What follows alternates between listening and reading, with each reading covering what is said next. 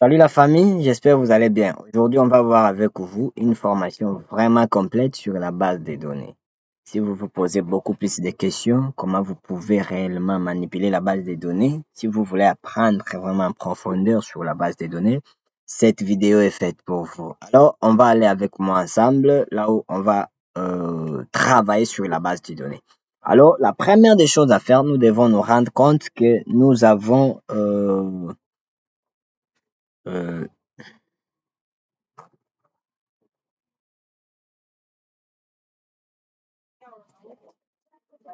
la première des choses que nous devons savoir, nous devrions d'abord avoir soit SQL Server installé, soit XAMPP, parce que nous, en général, on va utiliser beaucoup plus du côté requête. Voilà. Je vais aller appeler XAMPP.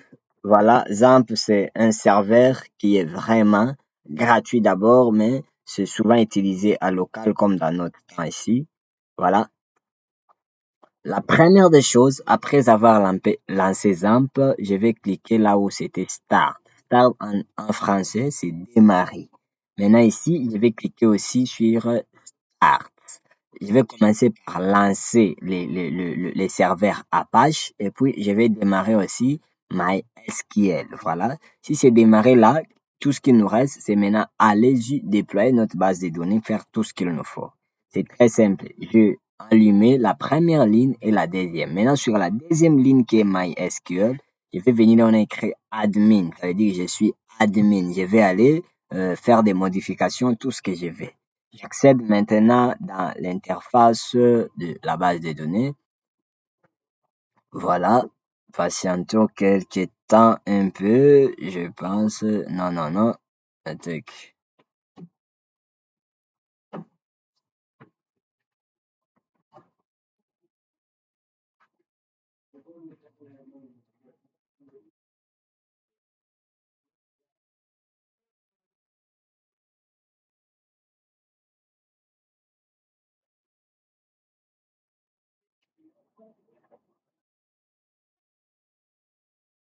Voilà. Nous allons tomber ici. Maintenant, à partir d'ici, ce qu'il nous faut, c'est maintenant créer une base de données. Beaucoup de gens se dérangent, ils se posent pas mal de questions, comment ils peuvent créer la base de données. Mais c'est très simple, les amis. Je vous dis, la création des bases de données, elle est très simple comme bonjour. Mais pas mal de gens n'arrivent pas à comprendre, c'est ce qu'ils voient comme si c'est trop difficile, mais c'est vraiment simple. Alors, allons-y, on va commencer avec vous étape par étape pour créer cette base de données. Première des choses, je vais venir comme moi. Il y a deux possibilités en général pour créer la base de données. Mais qu'est-ce qui se passe? Il y a d'abord la partie sur l'interface graphique et la partie requête. Moi, je vous conseillerais d'utiliser beaucoup plus des requêtes. On va commencer avec la première partie qui est l'interface graphique. On va voir. Je viens là où on a écrit nouvelle base de données, new database. Je clique là. En anglais, c'est comme ça va apparaître généralement. Je viens ici, je vais dire, là, maintenant ici, ce qui est resté ici, il faut juste apprendre à lire. Si tu connais lire les restes, c'est très simple. Ça va. En tout cas, je pense juste que là, ça va. Je viens ici, le nom de la base de données, je vais dire gestion, je dis gestion formation. Il faut faire un effort que, euh, n'ajoutez pas d'espace, voilà. Je clique là, on a écrit créer, exactement, vous verrez ici, en tout cas, vous verrez ici, là, on a écrit gestion formation. Clique, une fois cliqué, gestion formation est déjà sélectionnée. Mais vous allez remarquer que c'est vide. À l'intérieur, il n'y a pas vraiment de table. Parce que quand on parle d'une base de données, on voit à l'intérieur il doit y avoir des tables. Une base de données n'est rien d'autre que non quelque chose, en fait, c'est comme un récipient que vous voulez stocker, réservé pour commencer à stocker les informations. Les récipients là, maintenant, devraient contenir de l'espace. De l'espace là, ce sont des tables. Des tables n'est rien d'autre que des éléments qui est gardé pour sauvegarder des données. Dans la base de données, on sauvegarde des données dans des tables. Là, j'espère, jusqu'à ce niveau-là, ça va. Je ne vais pas vous amener trop dans des explications techniques, des pères que ça puisse vous embrayer, parce que on fait une formation vraiment qui est vraiment 100% pratique pour que tout le monde puisse arriver quand même à maîtriser quelque chose. Voilà, je viens ici, je vais écrire les noms de ma table. Je dis par exemple table client. Je dis client, le nombre de colonnes. Je veux que la table contient combien de colonnes? Selon moi, j'aimerais que ça soit 4. D'accord? Je clique créer. Patientez un peu, la table client va se créer. Exactement. Vous voyez que non? La table client vient d'être créée. Maintenant, qu'est-ce qui me reste? Non, par exemple, je peux commencer par, bon, sur les clients, on aura besoin de quoi? Si vous voulez sauvegarder les clients, première des choses, on peut avoir soit l'idée du client, soit matricule. Mais je ne crois pas qu'un client pourrait avoir les matricules. On va ajouter l'idée. Pourquoi? Parce que c'est ce qu'on va ajouter comme, donc, on va ajouter la clé première ici, à partir d'ici. On va mettre ça souvent entier, ça peut rester comme ça, des types int, c'est mieux comme ça. Et puis, je vais venir un peu ici, là on a écrit, euh, voilà, je viens index, je vais dérouler, là on a écrit primary, voilà. Là, je vais lui dire qu'il faut que cette champ-là soit une clé primaire, voilà, int exécuté, voilà. Le champ a été ajouté comme la clé primaire. Voilà. Après ici, on va ajouter maintenant les noms du client. Vous le savez très bien. Ici, chaque client doit avoir d'abord l'identifiant et deux son nom. Parce que c'est ce qui va nous permettre de reconnaître que non, tel client pour ne pas faire de confusion. Je viens ici, j'écris les noms du client. Le nom n'est pas de type entier. Parce que des variables d'abord de type entier, vous devez comprendre. Donc, ce sont des variables qui contiennent seulement que de, des données, par exemple, de 0 jusqu'à 9. Vous voyez? De 0 à 9. Parce que ce sont des entiers, des données de type entier. Mais vu que non, les noms va concevoir, donc aura des caractères spéciaux, à ce moment-là, on va quand même euh, trouver les variables adaptées à ce type de variables. Maintenant, je vais dérouler, je vais venir ici, varchar, voilà. Moi, maintenant, j'ai choisi varchar. Varchar, pourquoi? Parce que quelqu'un peut avoir le i, le iota là, et puis tout ça. Varchar, quand même, est bien adapté. Ici, on dit la taille. La taille, par exemple, est combien? Je ne veux pas que le nom de quelqu'un puisse dépasser, par exemple, 50 caractères. Si ça dépasse à 50, directement que non, ça puisse, si ça arrive seulement à 50, ça ne donne plus la possibilité d'écrire. Mais à ce niveau-là, je ne crois pas que cela soit vraiment important. Je laisse ça comme ça. En tout cas, je peux arriver déjà jusque-là. Je dis là-bas, c'est bon, j'écris les noms varchar. Et puis, si je peux venir, j'écris post-nom. Post-nom, même type toujours. Post-nom, je viens ici, j'ai dit, ça va être toujours varchar, le prénom. Ou bien, bon, je peux sauter les prénoms vu que j'avais pas mis trop de champs. Adresse. Adresse, je mettrai toujours varchar. D'accord. À partir de là, je peux venir ici, j'ai dit exécuter. Voilà. Maintenant, je vais venir enregistrer. Take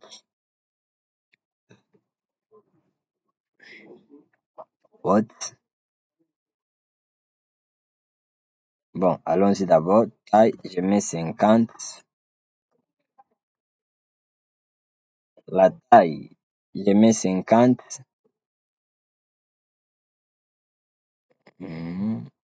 Je vais là. Voilà, bon, il a quand même exigé les tailles. On va ajouter, on va lui donner des tailles. On va lui donner des tailles. Arriver jusqu'à là, adresse, on a ajouté à 59. On a enregistré, on a cliqué sur enregistrer. Voilà. Après avoir fait, vous verrez réellement que non, nous aurons cette champ ici. La table client existe déjà. Bon, j'allais encore recréer, c'est pas bien. Il devrait y avoir des redondances. Voilà. On est ici. Maintenant, là, vous voyez que notre table a été créée correctement. Notre table a été créée. On a les champs ID, nom, poste, nom, et puis adresse.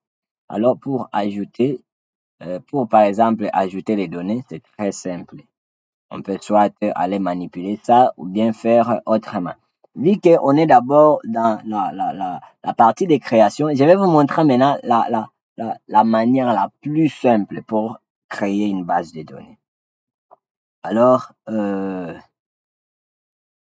deuxième manière pour créer la base de données, on va utiliser maintenant des requêtes SQL.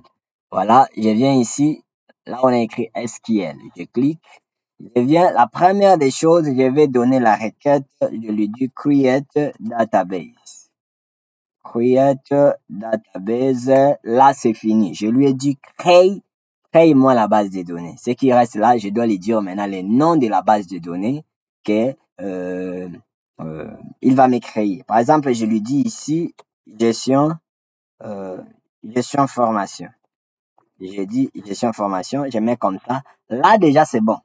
Là même si je cliquais sans souci, je vais exécuter. Je fais CTRL plus Enter pour exécuter. Et là, boum, voilà, gestion formation, elle est là, voilà. Je clique pour sélectionner. Après avoir sélectionné, je reviens encore ici. Mais vu que nous, on n'utilise pas l'interface graphique, on utilise quand même des requêtes. Maintenant, on va créer des tables. C'est simple. Je vais utiliser même requête create. Maintenant ici, je vais dire create table. Maintenant, je vais donner le nom de la table. Par exemple, je dis table agent. Table agent. Maintenant, qu'est-ce qui se passe? À partir d'ici, je vais commencer à définir tous les champs. Je mets entre parenthèses. Je peux venir ici en bas. Je vais dire ID. Maintenant, ID, je vais donner les types de données int. Entre temps, je lui ai dit que ce soit des types entiers. Qu'est-ce que je vais mettre? Je vais lui dire que ce soit clé primaire. Pour ce faire, je viens ici, j'ai dit primary case. Voilà. Primary case. Je mets comme ça. Je viens ici en bas. Pour ne pas éviter les erreurs, je peux faire ça directement. Déjà, je ferme. Mais je peux venir ici. Je vais écrire encore le nom. Non, on avait dit il faut que ça soit de type varchar. Je vais définir la taille. Il se peut que la taille peut être, on avait mis à 50. À 50, je ne veux pas que l'utilisateur puisse saisir, par exemple, des valeurs nil. Vous voyez? Maintenant, là, je vais dire not nil. Not nil pour dire qu'il n'admet pas de champs vides. Que ce soit not nil. Je viens ici en bas, par exemple, je dis post nom. En tout cas, vous pouvez remplir les tout post nom. Toujours de type varchar. La taille, je peux arriver toujours. La taille ici, je peux aller à 20, oui. 20, vous pouvez ajouter note nil si vous voulez, mais sinon, c'est pas vraiment urgent. À partir de là, déjà, ça peut passer. Ici, il faut mettre virgule. Je viens là, je dis prénom. Toujours de même type, varchar. La taille ici des prénoms, je peux ajouter par exemple 30. Bon, c'est à vous de voir qu'est-ce que vous allez faire, qu'est-ce que vous allez ajouter. Voilà. Et puis prénom 30 là, je viens ici, j'ai dit date de naissance. Date naissance. De quel type? Je mettrai le type date. Le type date. Voilà. Là, je peux me limiter d'abord. Je peux me limiter là. D'accord. À partir de là, les amis, je viens déjà de créer une table complète. Une fois exécuté cette commande, vous verrez en réalité que non, ça va déjà me créer une table. Ça va me créer une table complète.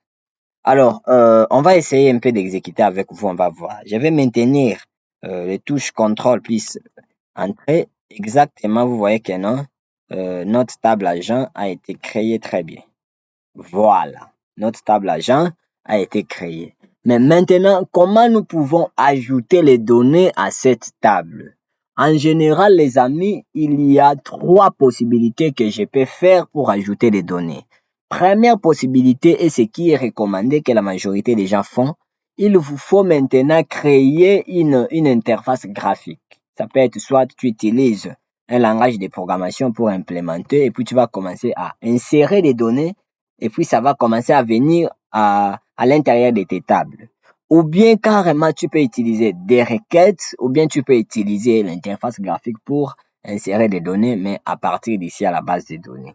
Pose-toi la question si le client ne sait pas comment réellement manipuler la base de données, il va être illimité. Raison pour laquelle vous devrez réellement utiliser un langage de programmation pour ce faire. Et puis, pour vous aider, je viens de lancer une formation en programmation, là où c'est vraiment une formation avancée à un prix vraiment abordable, ce qui va vous aider à vous en servir. Voilà, revenons ici dans notre sujet. Je suis ici. Maintenant, je vais insérer des données. Je sélectionne tout ce qui est là. Je supprime ça. Je regarde ici en bas. Quand vous voyez ici, on a écrit Select All. Ça veut dire sélectionner tout. Select seulement. OK. Insert, Update, Delete, et ainsi de suite. Ça, ce sont des manipulations que nous pouvons faire avec ça. Il y en a encore trop. Il y a des drops. En tout cas, il y a vraiment trop de commandes que nous pouvons utiliser. Alors, si vous en voulez, dis-moi là-bas aux commentaires. Je vais vous faire une liste de commandes et des requêtes et SQL que vous pouvez réellement utiliser dans vos manipulations de bases de données. Vu que nous on va faire des insert, je viens ici, j'ai dit insert into agent.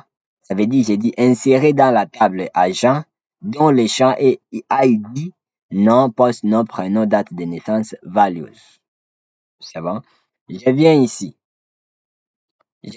à la place de ID. Admettons, je vais mettre 1 à la place de ID. J'ai dit l'idée va être 1, mais je vous conseille de mettre ça auto-increment. Parce que si c'est auto-increment, ça va commencer directement à s'incrémenter sans que vous puissiez taper des valeurs. Alors, après la place de ID, on a mis 1. À la place des noms, par exemple, je vais mettre OTA TV. Je mets par exemple OTA TV. Voilà. Et puis, je viens porte-nom, je dis porte-nom, je dis Bart, prénom ici, je dis authentique. Voilà. Maintenant, à ce niveau ici, date de naissance, je pourrais dire par exemple le 22 04 2026. Mais carrément, soit si vous en voulez, oui, mais dans l'implémentation de l'application, on va directement sauvegarder l'heure et la date. C'est pas important pour l'instant. On peut laisser ça, soit on dit nil pour dire nil. Maintenant, on va enregistrer, voir, boum. Et puis vous voyez, en réalité, notre requête a été bien prise en charge. Je peux venir vérifier. Je viens là pour vérifier. Voilà, vous pouvez voir que non, il y a là-bas ID 1, OK, tout ça, Bart. Et puis la date a été ignorée, à nil. Voilà. C'est comme si vous voulez voir ça, c'est simple. Là maintenant, je pense, si vous voulez voir ça, nous pouvons, si ça vous intéresse vraiment qu'on puisse aller beaucoup plus en avant avec des requêtes, dis-moi le commentaire, je vais faire un effort pour vous fournir une vidéo. Mais si quand même que vous voulez soutenir notre page, n'oubliez pas de vous abonner, activer la cloche de notification et partager la vidéo. Ça nous aidera vraiment énormément. Surtout, laisse-moi un commentaire là si tu as quelque chose que tu veux me suggérer, si tu as une idée que vous voulez que je fasse une vidéo pour ça, laisse-moi un commentaire là. Je voulais voir quand même si vous interagissez à ma vidéo, si ça vous aura été plu. N'oubliez pas de le faire, ça va vraiment nous aider. Et surtout, laisse-moi un commentaire là pour la formation. Et puis, je vais vous laisser les numéros WhatsApp là-bas aux commentaires si vous voulez pour la formation. En tout cas, c'est vraiment hyper bien. Les prix aussi seraient abordables pour vous. On va négocier avec vous dans bons termes. On se revoit très bientôt pour la prochaine vidéo. À tout à l'heure.